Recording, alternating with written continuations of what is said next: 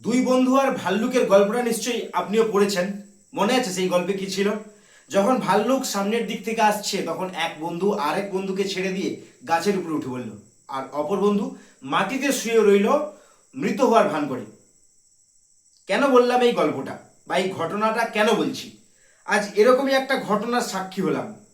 দাসপুরের জোতকেশবে আজ বিকেল 3:30 নাগাদ ওই এলাকার এক গ্রামবাসীর ফোন আসে যে দুই যুবক বেশ কিছু ডাক পাখি মেরে দিয়েছে। তো ঘটনাস্থলে তাদেরকে আটকে রাখা হয়েছে।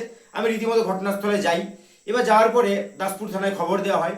পুলিশের নাম শুনে দুই যুবকের মধ্যে এক যুবক রীতিমতো মানে তার বন্ধুকে ফেলে রেখে ধান জমি দিয়ে একদম দে দৌড়, যে ভিডিওটা আমি বিকেলে পোস্ট করেছিলাম যে ধান জমিতে দে দৌড়, তো এই সেই ভিডিওর কাহিনী। তো পুলিশের কথা শুনেই কিন্তু বন্ধুকে ছেড়ে দিয়ে রীতিমতো কেটে পড়লো, মানে সেই ভাল্লুকের গল্পেরই মতন। তাই বলছি, যদি কাউকে বন্ধু করতে হয় দেখে শুনে বন্ধু করো। বন্ধু করার ক্ষেত্রে কিন্তু অনেক নিয়মাবলী যাচাই করে নাও, কারণ এরকম বন্ধু করো না যে বিপদ দেখলেই তোমাকে ফেলে দিয়ে নিজেকে বাঁচাতে আগে পালিয়ে যাবে। তো তোমরা কারা কারা আমার সাথে একমত অবশ্যই কমেন্ট করে জানিয়ে দিও।